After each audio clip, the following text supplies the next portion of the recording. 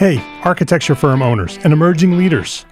Get ready for unparalleled insight into the development of a world-class architecture firm and a worldwide organization driving the digital transformation of the design and construction industry. With Build Smart, the podcast that's changing how our profession operates. We share the incredible stories behind innovation in the building industry with my friend and co-host, Patrick McLeamy, FAIA, former CEO of the international architecture firm, HOK.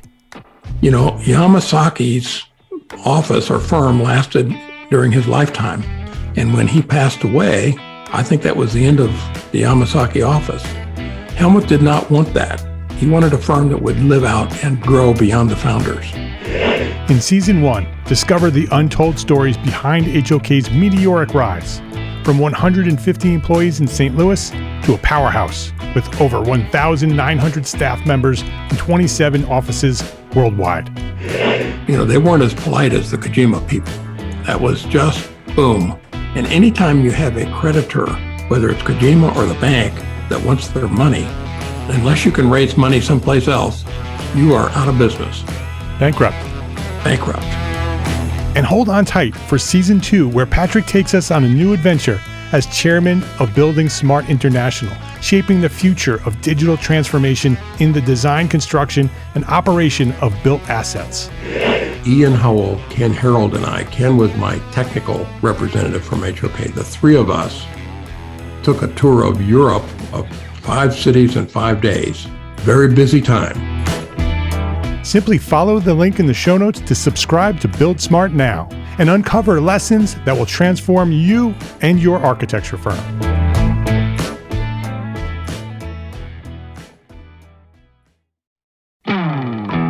Hey, architecture firm owners and emerging leaders.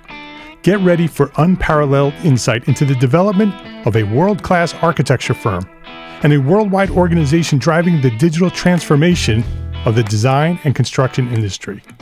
With Build Smart, the podcast that's changing how our profession operates. We share the incredible stories behind innovation in the building industry with my friend and co-host, Patrick McLeamy, FAIA, former CEO of the international architecture firm, HOK. You know, Yamasaki's office or firm lasted during his lifetime.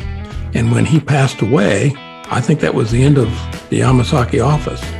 Helmut did not want that. He wanted a firm that would live out and grow beyond the founders. In Season 1, discover the untold stories behind HOK's meteoric rise, from 150 employees in St. Louis to a powerhouse with over 1,900 staff members and 27 offices worldwide. You know, they weren't as polite as the Kojima people. That was just boom. And anytime you have a creditor, whether it's Kojima or the bank, that wants their money, unless you can raise money someplace else, you are out of business. Bankrupt. And hold on tight for Season 2, where Patrick takes us on a new adventure as chairman of Building Smart International, shaping the future of digital transformation in the design, construction, and operation of built assets. Ian Howell, Ken Harold, and I, Ken was my technical representative from HOK. The three of us took a tour of Europe of 5 cities in 5 days. Very busy time. Simply follow the link in the show notes to subscribe to Build Smart now and uncover lessons that will transform you and your architecture firm.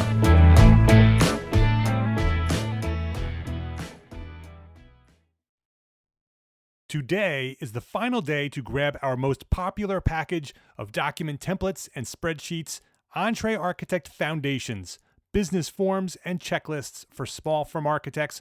Learn more at EntreArchitect.com/foundations. You are listening to EntreArchitect Podcast, and this is episode 213.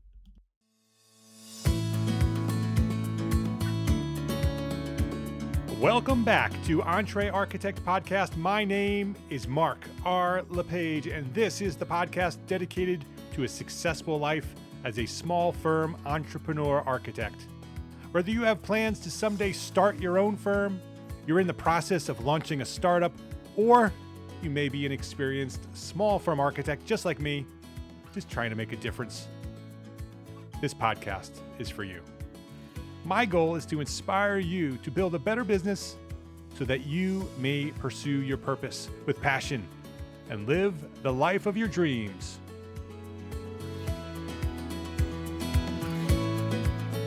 Today I have a special guest with us. He's the man behind AIA Contract Documents, the comprehensive legal document system from the American Institute of Architects. For years, small firm architects have been a bit disgruntled about the documents offered by the AIA, a bit bulky, a bit intimidating, a bit large firm focused. But in the past few years, the AIA has been working hard to serve our community too. And AIA Contract Documents have evolved to provide many valuable documents specifically for us small firm architects. This week at EntreArchitect Podcast, AIA Contract Documents for Small Firms with Ken Cobleigh of the American Institute of Architects. This episode of EntreArchitect Podcast is supported by our longtime platform sponsors, ARCAT, FreshBooks, and Core by BQE Software. And I'm going to share more about these great companies later, so listen up. But before we get started, just take a quick note right now. Go put it in your iPhone or jot it down. Go say hi to them. Go check them out. ARCAT, FreshBooks, Core by BQE. Let them know that you appreciate them for supporting us here at the EntreArchitect Podcast because they are supporting you, the EntreArchitect community. Kenneth Cobleigh, welcome to EntreArchitect Podcast. Thank you. It's great to be here, and thank you for having me. Yeah, it's good to have you here. You and I have connected a bunch of times. You had written some information for us years ago when we first started, and we bumped into each other a few times online. But let me introduce you to our community here. Ken serves as the Managing Director and Counsel for AIA AIA Contract Documents. He works with a team of lawyers, specialists, and support staff, and the AIA Documents Committee in developing and publishing AIA contract documents and in providing support and services to contract users. Ken joined the AIA, the American Institute of Architects, in October of 2006. He's a graduate of the University of Maryland, where he earned both the BA and JD with honors. After earning his law degree, and prior to joining AIA, Ken practiced for 18 years as a construction attorney in private practice Maryland law firms. During that time, he represented owners, contractors, subcontractors, and design professionals in a number of dispute resolution forums, including state and federal courts and administrative agencies, mediation, arbitration. So he's got lots and lots of experience. So I'm glad you're here. Legal issues and contract documents specifically are a very, very common question that we have at the EntreArchitect community. So I'm really happy, Ken, that you're spending some time with us here, and we can go through some of the contract documents that AIA offers. But before we get into that, I want to learn a little bit about you. I want to know who you are. I want to learn your origin story. So go back to where you discovered the law. What inspired you to become an attorney, and give us that story from that point to where you find yourself today at the AIA. Well, thanks. It is a little bit of an unusual story. It's not like I readily recognized that I wanted to be an architect or an engineer and went about it that way. Actually, what happened was I came to Maryland because I attended the University of Maryland, and I was a law enforcement major. And after I graduated from college, I was a police officer for several years. But wanting to move on to something different and having a law enforcement degree, I thought that a law degree was the logical and quickest next step, which is what I did. And then when I graduated from law school, I went to work for a general practice firm, hired principally to do some district court criminal and auto tort and that kind of stuff. But the firm had a boutique element to it, practice in construction. And one day I got shuffled among the partners' offices, And the next thing I knew, I was an associate working construction cases, and I learned just a tremendous amount at a really fast pace from some really bright lawyers, and I fell into it, and I really, really liked it. And so that's how my career launched, and that's how I stayed with it. And then, once I developed an expertise in construction, I stayed with that. I changed firms, and the second firm I worked for was a professional malpractice defense firm, and I had the majority of the portfolio that dealt with architect and engineer malpractice cases in all over the region. And so segueing into the position with AIA Contract Documents was sort of a next step. It got me out of litigation and battle every day, and it allowed me to put all those years of experience to what I think is really good use. And every day I get to work with really bright people, architects and lawyers and others in the industry around the country, trying to develop good tools and put the law to work in a positive way for them. So that's kind of my background and story and how I wound up at the AIA. Yeah, well, first of all, thank you for your service, being a police officer. I appreciate that. And I think that the work that you're doing now is such positive work. I can imagine that sort of going through the work that you had done previously is pretty stressful. And when you get to sort of help create contract documents and work with architects to sort of protect them, it's sort of the other side where you're sort of providing lots of positive value to the profession from both sides. It sort of helps us all stay on the same page and helps the profession run really smoothly. So thanks for your service at the AIA as well. What I'm hoping is that our community are all small firms, from sole practitioners to firms, and the definition of small firm is wide ranging. Our community is typically 15 members and less, so really small firms. Some of us are not even using contracts, which is something that I constantly harp on, that they should not be doing that. But let's start with that conversation. What should a really small firm, maybe sole practitioner, doing small projects, why should they be using a document like the AIA Contract Documents? Because the contract is an essential part of the relationship. At the end of the day, this is a business relationship, and it's built on a set of understandings and promises.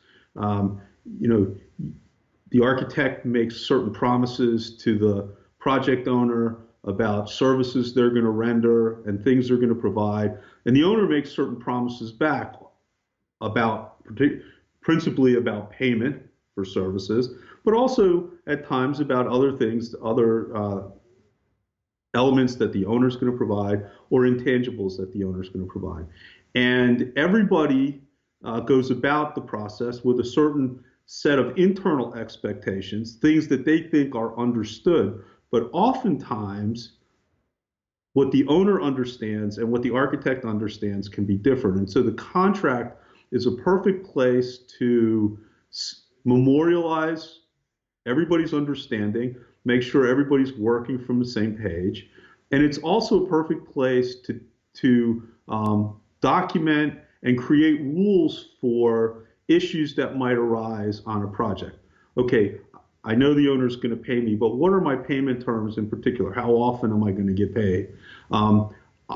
I, as the architect, believe that I have a right to the ownership of what I prepare, my drawings and specifications, what we often call the instruments of service.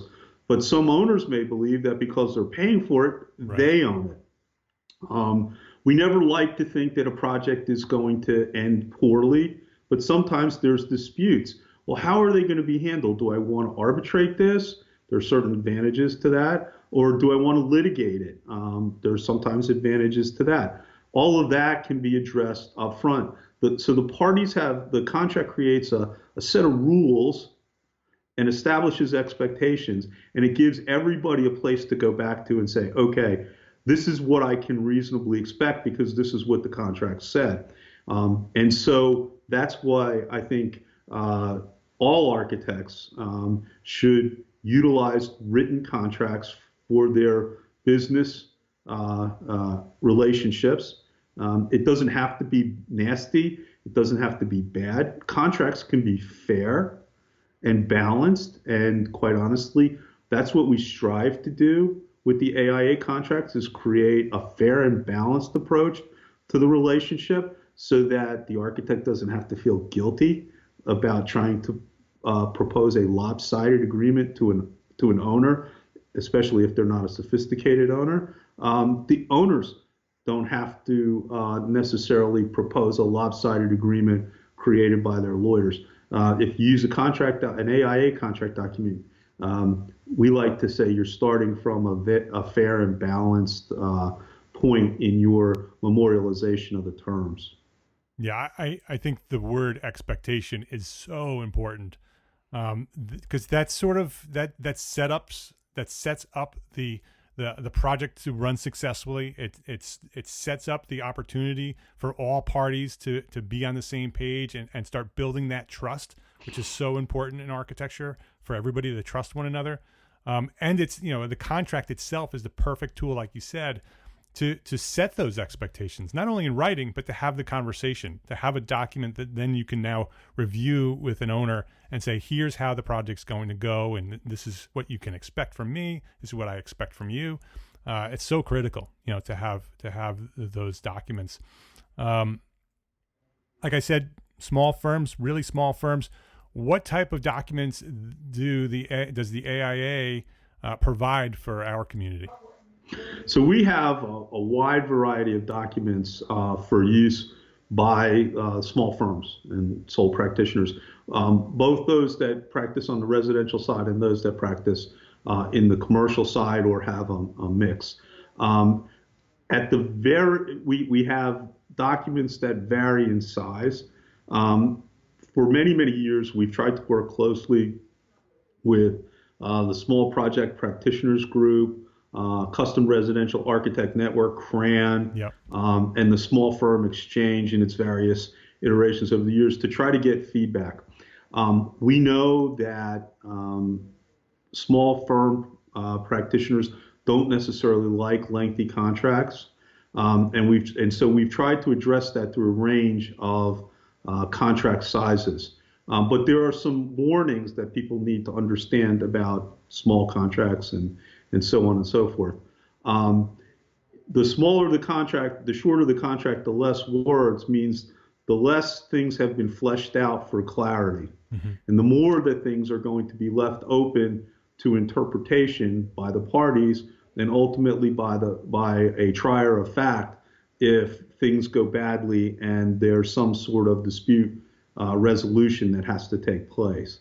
And so we try to caution everybody to say, look, depending on your risk tolerance and the amount of risk in the project, you need to select the contract that's going to do the best job of making things clear and hopefully minimizing risk. So, if it's a small project, relatively low cost, pretty simple, maybe you want to go with one of our shorter forms.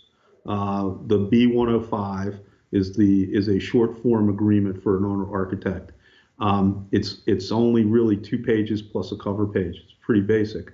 And it covers the necessities, but it's not going to go into detail about potentials for alternate dispute resolution. It's not going to talk about in any detail licensure for the instruments of service.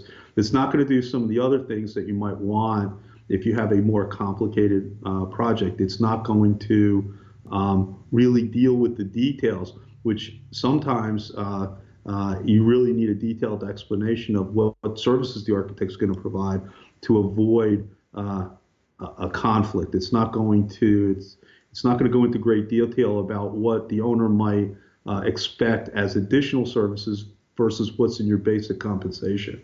It lays it out, don't get me wrong, it lays it out, but but it doesn't go through the same level of detail, and it doesn't go through the 5 phases. It's a sort of an abbreviated segment of that. We have the B104, which we call the abbreviated form of agreement. It's longer, but it's not quite the full heft and depth of, say, a B101 or a B103 that gets married to an A201. The B104 is a little shorter. So depending on the amount of risk and complexity in the project, that's the way we recommend looking at the various documents that we have available, increasing in length as you get to the more complex type of projects. So that's one way to answer the question. The other thing is we have some specialty contracts that small project practitioners and small firms might be interested in. Recently, in the last couple of years, we developed an owner-architect agreement for design-build. It's actually an owner-design-builder agreement for design-build residential work. So we have that out there, which we did in part to respond to folks, architects that were actually doing design-build and needed something to memorialize that relationship, because remember, the design-build relationship is a little different than the pure architect relationship. In the design-build relationship, the design builder has responsibility for both the design and construction. It's a 1 point of contact and 1 point of liability and responsibility. And so some things are a little different in that relationship. We have that. We also have developed an agreement between an architect and a developer builder for a situation where the architect might be working with a developer builder that's got a parcel of land and is now looking to create 3 or 4 spec houses that they're going to replicate in this development. It's a dramatically reduced scope, and there's an altering of the responsibilities. Essentially, in that scenario, the architect is responsible for delivering a permit set of plans and specifications that the developer builder can then use to get the permits and get the project started. The architect has very, very limited on-site inspection. The architect doesn't have to review payment applications.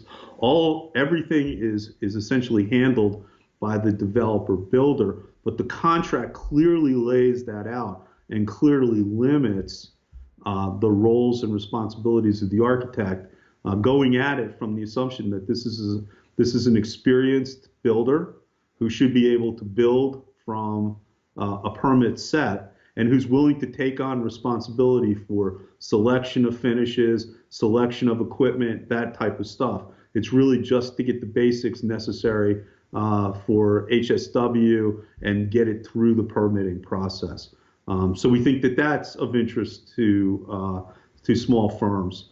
I've got a few more, but I didn't know if you had any questions. Yeah, I wanted to ask 2 questions about those 2 documents. One is the document that you were just talking about.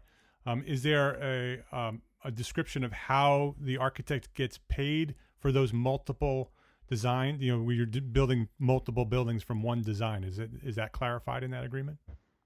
It is. Essentially, the payment is for the design. The knowledge is that the architect knows that the design is going to be replicated. So you build that into your upfront pricing. And are there limits on the number of units that can be built in that agreement? We did not put them in, but certainly there's a fill point in there for miscellaneous provisions that can certainly be used to address that.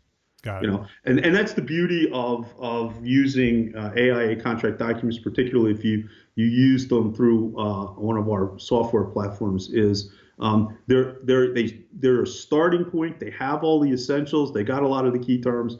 But if you use our software, they're editable. So you can modify things for a particular project or for your particular architectural practice, and you can always add things that are peculiar to your taste. So if you know, wow, I'm willing to do it at this price, but I only want to see them on this project, and I only want to see X number of them. Right. Certainly, you can put that in the contract itself. Yeah, that's a common question that we get in the community for architects who are in that situation. How do we limit, put some limits on what they can use it for and what they can't use it for?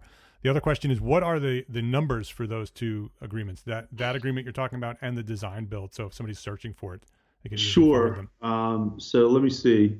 The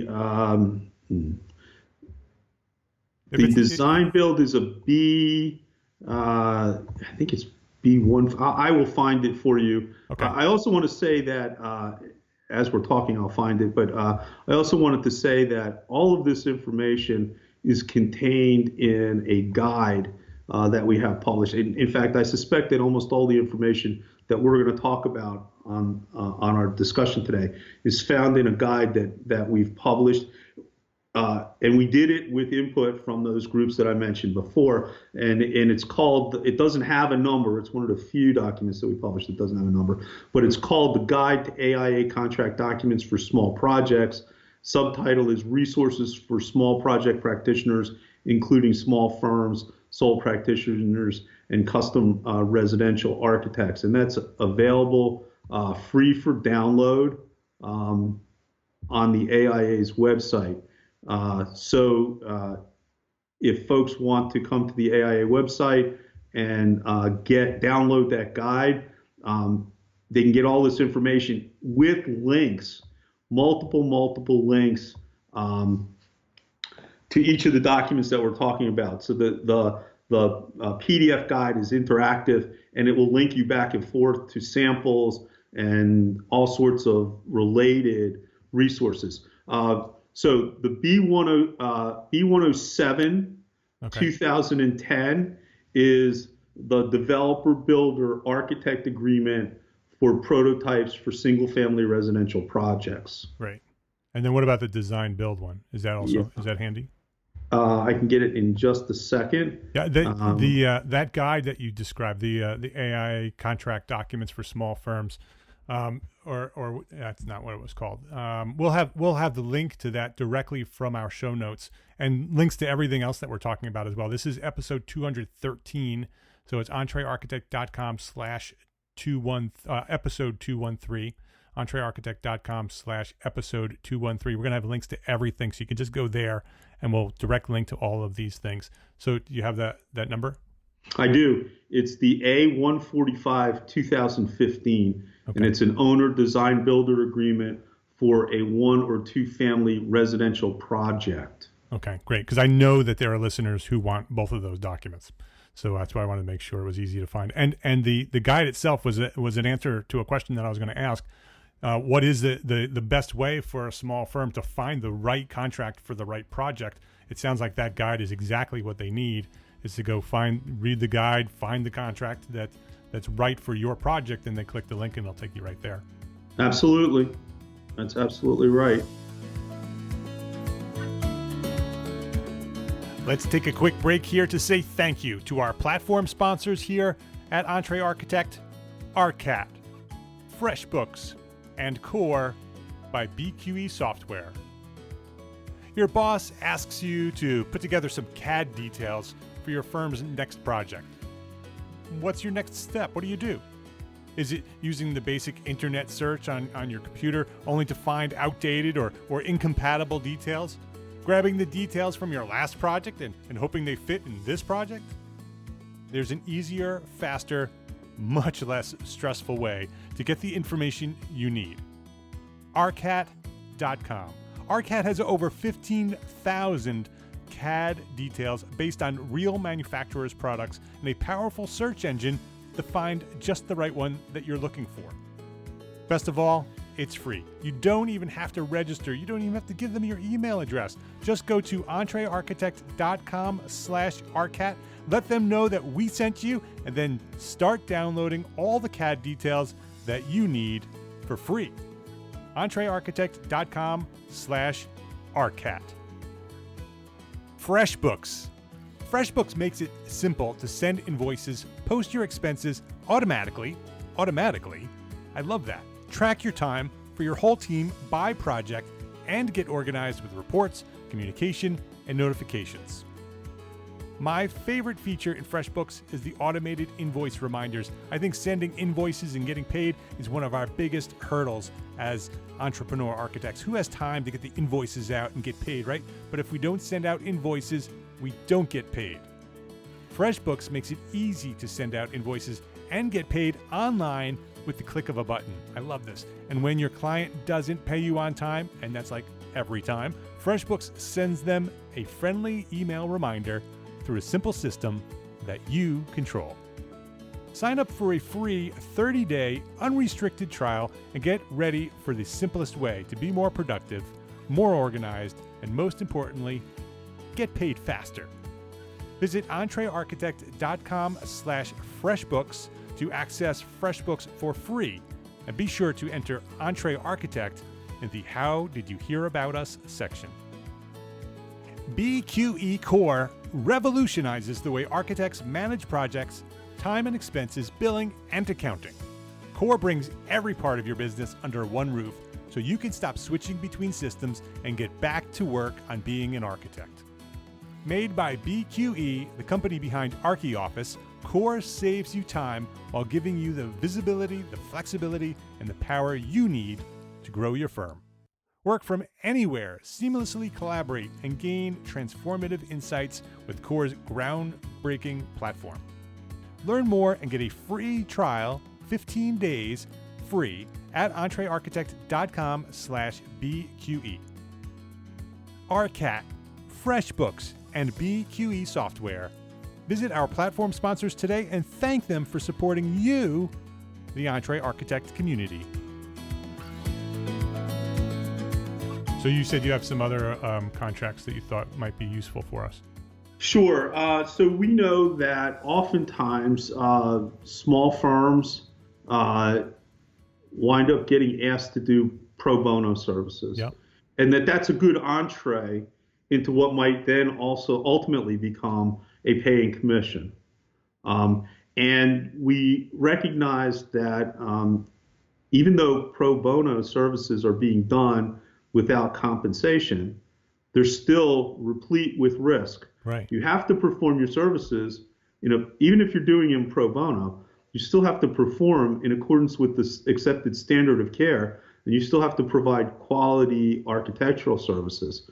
But there are ways to, again, set expectations for a pro bono client owner. And so we undertook to create the B106 2010, which is the owner architect agreement for pro bono services. And it has some rather unique terms that we don't necessarily include in some of our other documents. For example, this is the only AIA document that starts with a standardized limitation of liability. We prompt the architect and the owner to agree on a number of different line items and set limits to things like the number of meetings that the architect will attend, the number of public meetings, the number of iterations of design, and so on and so forth, so that the pro bono owner understands that the architect is not just going to continually perform and perform and perform, because the demand can go way up when somebody's not paying money, right? Right. Having to make payments by its nature sort of causes everybody to think about, okay, do I really want to ask for this service and pay for it again? Am I really unwilling to accept this design feature and ask the architect to redesign or to do something? So we've developed that document with some of those issues in mind, again, to try to help the parties set reasonable expectations and boundaries around what the services are going to be. Also, interestingly, while we define pro bono as not being paid, there are other elements that the architect can ask for that might help compensate them for their time. Like if you're working for an owner that would normally give certain rewards to people that otherwise gifted them amounts of money, the architect could ask for those same types of rewards.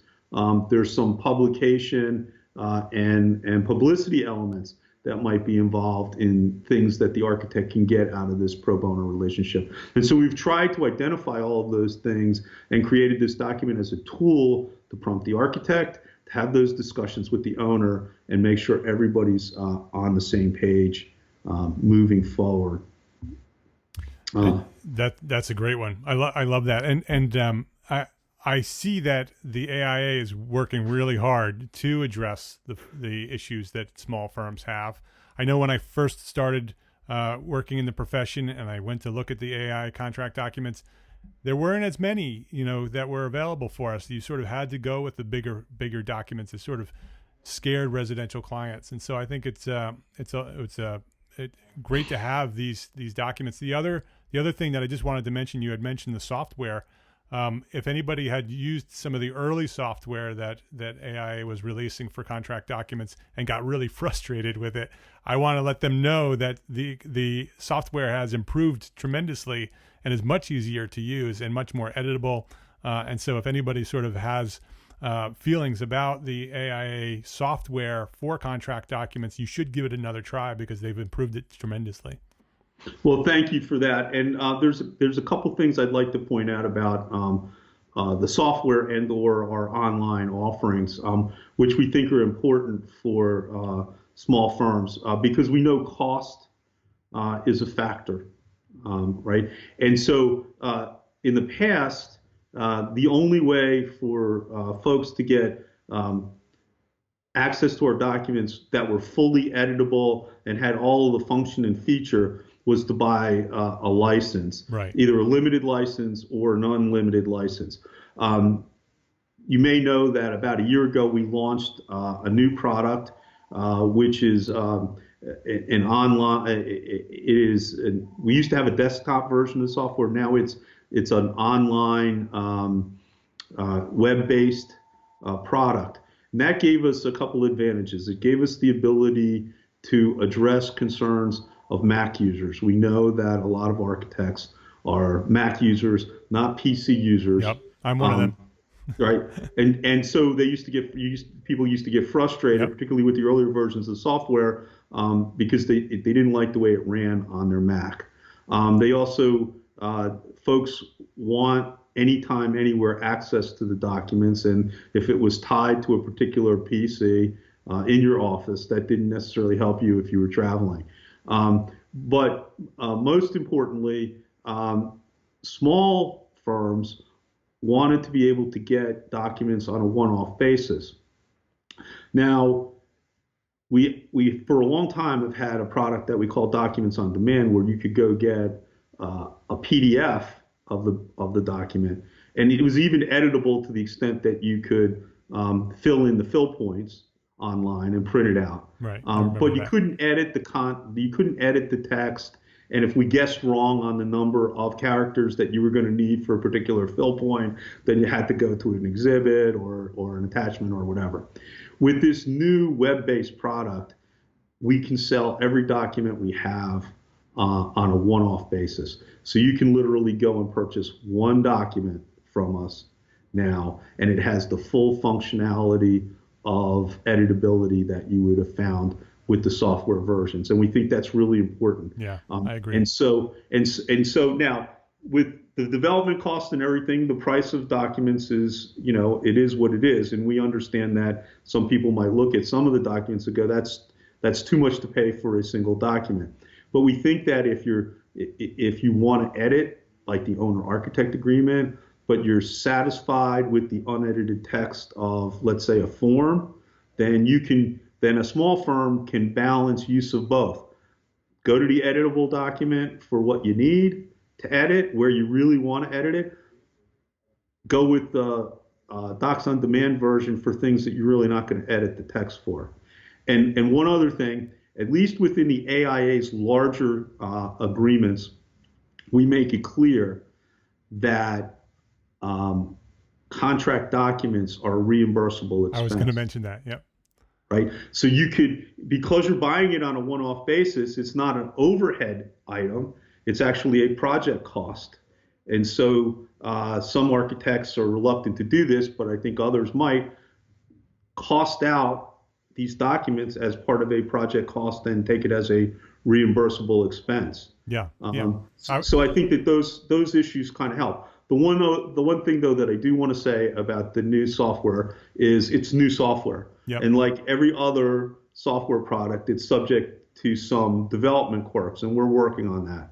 And we found that if somebody's going to do significant editing or whatever, it is better for them to go to the site, download the document to their laptop or desktop, and edit it offline. In order to do that, you have to have a Word compatible product, but our experience is that almost everybody now is running some sort of Word for Mac or some other Word compatible product on their laptops, and so it's not a big issue. You download it, you do your editing, you upload it, it creates that AIA official looking document that you can then print out, and there's a permanent record of it. And over time, it stays with your file. And if you liked what you edited in one document and 2 years later you have a new project and you want that same language, go back and get it. You can even create custom templates and just save them and then reuse the custom template for particular edits that you like that you've incorporated into any one of our documents. Yeah. So for all of those reasons, we think that this is a really good product and potentially powerful tool for small firms. Yeah, I would second the reimbursable strategy. I've been doing that for years. I never get a pushback on it. You could do it. You could do just put it in the list of other things that are reimbursable. And from a residential architect's point of view, clients don't even think have a second thought about it. They just say, oh, that's just another reimbursable, and you charge for it. And then you can use the agreement you want to use. Do you have any other agreements that you want to recommend? How about construction management agreements? Because I think there are two different ways of working construction management, and it's something that a lot of residential and small firm architects are exploring.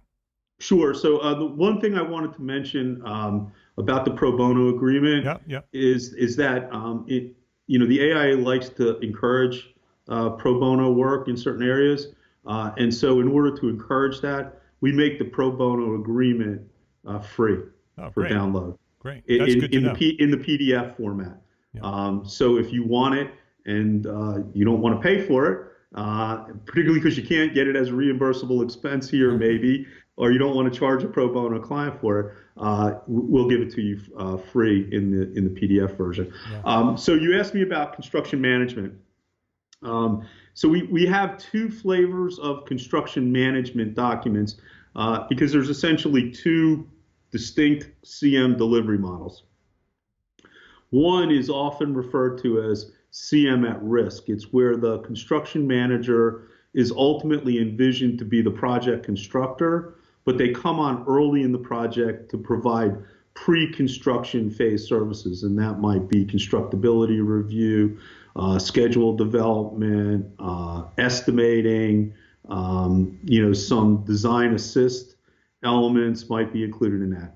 So those are our what we call our CMS constructor or CMC family of documents. The most commonly used is the A133, and those were published in 2009. The other family we call the construction manager as advisor, and that's a situation where the construction manager comes on as a separate consultant or advisor to the owner. It's not envisioned that they are going to actually do the construction work. Rather, they are going to oversee the work of either a general contractor or sometimes multi-prime. I think in New York, you guys do multi-prime stuff a lot, right? For public work, it's multi-prime. For public work, right? Yep. And so that is that arrangement. So at the beginning of the project, or very close to the beginning, the owner is going to actually have two consultants, the architect and the CM as advisor. And there's some overlapping roles and responsibilities in the pre-construction phase. And then there's some significant overlapping roles and responsibilities during the construction phase between the architect and the CM. And our documents spell all of those out. So those are the two different models. Actually, they were last revised in 2009. And as you know, I'm sure we often follow a 10-year revision cycle for our major families, which are really delivery models. And so they're being revised now for 2019 release. Yeah. Yeah. The CM services, the two different way of delivering CM services, there's a significant difference in insurance protections as well. So people should be aware of that. The CM as advisor is a great way to sort of dip your toe in the sort of the design build world, where architects can sort of start managing some of the construction process with a lot less liability, a lot less exposure from an insurance point of view. And then if that works, then you can sort of become more full design build. It's the way we started proposing and delivering construction management services at our firm. It's a great way to do that. So do you have, Ken, do you have any other, we're sort of wrapping up time here. Do you have any other documents you want to share? There's a couple that might be of interest. And this offering, this group of documents was actually done because we were responding to requests and feedback we got from what was then the Small Firm Roundtable, is now the Small Firm Exchange.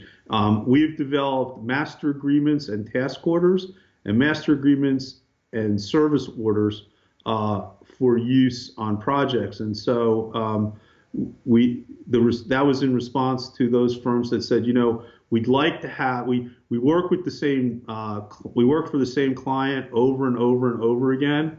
And rather than renegotiate a contract every time, we'd really like to be able to negotiate a working set of terms and conditions that's going to apply to our work over the course of multiple requests for services, and just create a service order that describes the scope of the services to be provided, the time, the payment, and so on and so forth. And so we have developed those. We have an owner-architect master service, a master agreement and service order set. We have an owner-contractor. We have an architect consultant. So for folks that are listening who might be consultants to larger architectural firms, or for firms that engage the same mechanical consultant or structural consultant time over time, you might want to take a look at those documents. You execute it once, and then all you do is execute the service orders. There's no obligation on the party receiving the service order to accept any particular service order. So if they don't either have the bandwidth or they don't feel they have the expertise, they can decline. It doesn't void the agreement. It doesn't create a hardship. There's no obligation. And so what it in essence does is each time you execute a service order, you're executing a new mini contract, right? You're saying, look at these standard terms and conditions and apply them to this service order, and then the next one, and the next one. And so, again, we think it's a valuable tool for some practices where you might have that relationship and want to memorialize it. Yeah, that's a great one. I love that. I never even considered that we would need something like that. But that's just such a great service for maybe for somebody working in a small facility or school district doing small projects, where you can just have one master agreement, and then every time they hire you to do another job, it's a much simpler process, much more efficient. So for the owner-architect agreement, it's a B-121, 2014 master agreement between owner and architect for services to be provided under multiple service orders. And then the service order number is just a B-221. In addition, we have a C-421, 2014, which is the master agreement between the architect and consultant, and that has a corresponding service order as well. So we hope that those documents serve the small firm community as well. Yeah, super interesting. And again, we're throwing a lot of numbers and letters at you. So EntreArchitect.com/episode 213. We're going to have links to everything here. So the website to get these contracts, AIAcontracts.org, is where you can find everything that we're talking about. The guide to AIA contract documents for small projects is the guide that Ken was talking about before. That's also available there. Will also be available on our site with a link directly to that guide, which I think is sort of where you should start. Sort of download that guide and read that, and that'll sort of guide you through the process of finding the right contract for the right project. Ken, before we wrap up, I want to ask you the one final question that I ask all my guests. What is one thing that a small firm architect can do today to build a better business for tomorrow?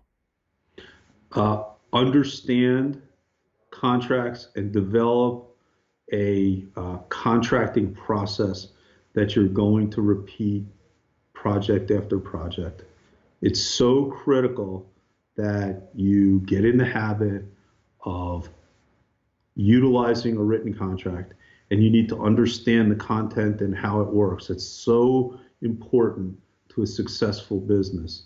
And we deal with small firm practitioners on the AIA Contract Documents Committee, and each of them has good contracting habits and processes that they repeat time after time, and they're very successful practitioners. So that's my takeaway from having worked with them.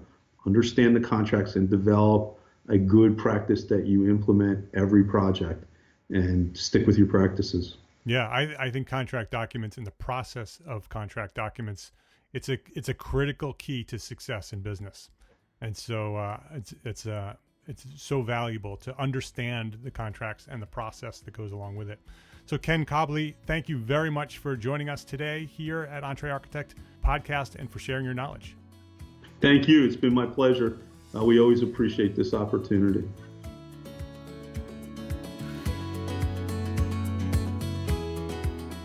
All right. I think that was a great episode. I thank Ken Cobleigh for hanging out with me and teaching me a little bit more about AIA contract documents. So thank you very much, Ken. And before we wrap up here, I want to encourage you to share this episode with a friend. I think this was a good one to send.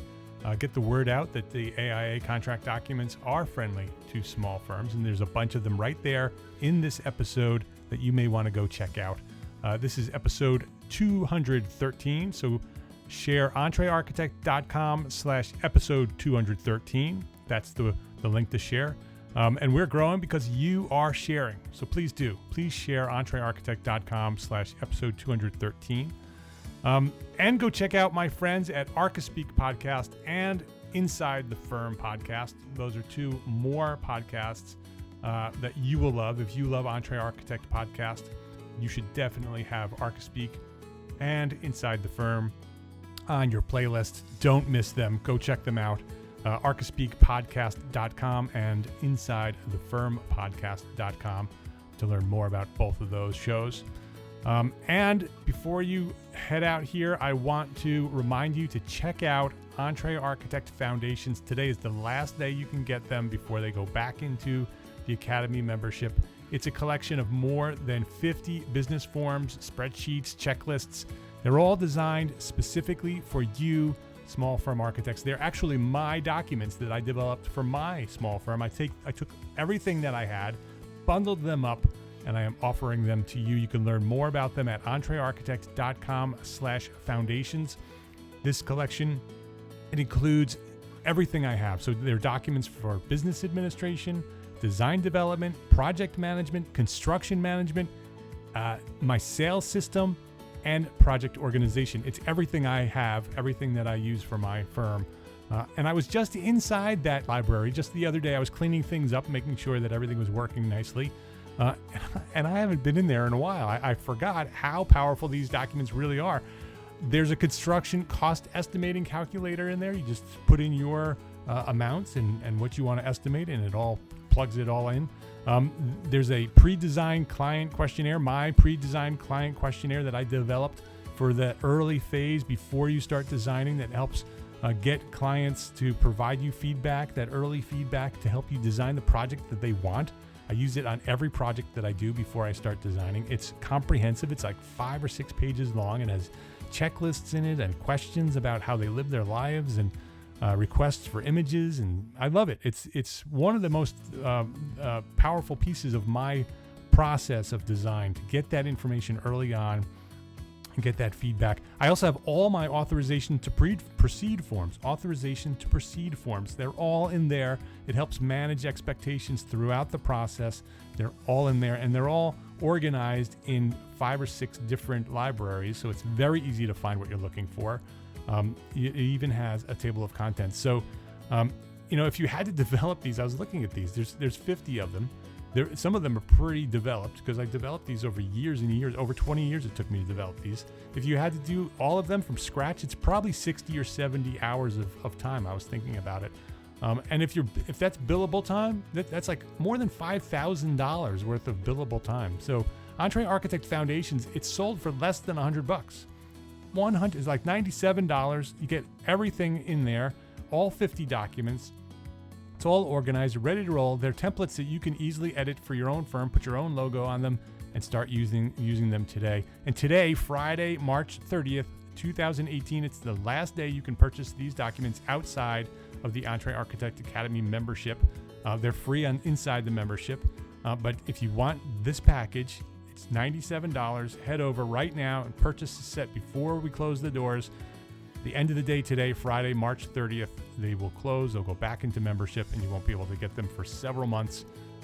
Learn more at EntreArchitect.com/foundations. At least go check them out. There's some sample documents in there. You can download the sample documents so you can see what they are. The full table of contents is there. If you want to see all of the documents that are included before you purchase, just scroll to the bottom of that page. EntreArchitect.com/foundations will give you everything you want. Go there right now, click the buy button, and buy these documents. You will thank me. EntreArchitect.com/foundations. My name is Mark R. LePage, and I am an entrepreneur architect, and I encourage you to go build a better business. You know why? Because I want you to be a better architect. And when you have a thriving, profitable business, you're going to have plenty of time and resources and money to develop your skills and be a better architect. So I encourage you to go build a better business. That's why I do what I do. I want you to go build it. Go build it, and then go tell me about it. Tell me how you've succeeded, and I want to see the architecture that you're creating from this thriving, successful architecture business. Love, learn, and share, which you know. Thank you for listening. I love doing this. I'm glad you're here. Have a great week.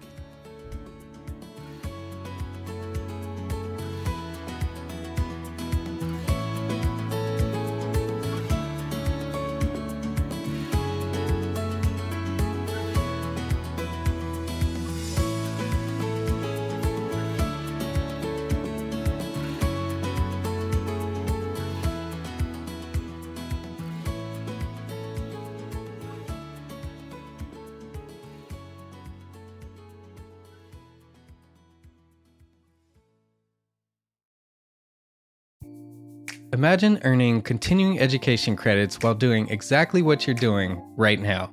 Well, you can. Cable Media has revolutionized the way you earn your continuing education credits with a groundbreaking approach. Forget running around town and scouring the internet for credit-worthy courses. Fulfill your CE requirements effortlessly by listening to engaging podcasts just like the one you're listening to now. Our podcasts are designed to educate, entertain, and inspire, all in a user-friendly environment. But wait, there's more. Architects, Cable Media is also approved as an AIA Continuing Education Services provider. Upon completion, we handle everything, from reporting your hours directly to the AIA to storing your certificates in your personal Cable Media profile for your self-reporting needs. So follow the link in the show notes and start earning your credits in the most innovative and entertaining way possible with Cable Media. Attention architects and creative minds, get ready to supercharge your brand with Build Your Brand, the podcast that's unlocking the secrets of branding success for creatives. Hey there, it's Mark Arlepage, founder of EntreArchitect, and I'm inviting you to join my friend, architect marketing expert Jeff Eccles at Build Your Brand podcast, where he explores the captivating stories of the world's top brands and transforms their lessons into powerful moves for small firm architects and creatives like you. In Season 1, Jeff shares the thrilling tale of Southwest Airlines, where he dissects their journey to the summit and distills it into strategies tailor-made for you. It's important to keep in mind that companies like Southwest compete in the real world, just like you, and face real-world challenges, just like you. You might be surprised at how similar those challenges are to the struggles that you grapple with on a day-to-day basis. Don't miss out on your blueprint for success. Subscribe, tune in, and let's build your brand together. You may have noticed that the very best brands in the world are also known for having somewhat unique corporate cultures. That's often the glue that holds everything together when they encounter those rough spots. We don't do it because it inconveniences the passengers to whom we are primarily dedicated, the short haul, frequent flyer. Follow the link in the show notes to subscribe to Build Your Brand today. Remember, no matter the size, the journey's the same. Your brand's journey to the top starts here.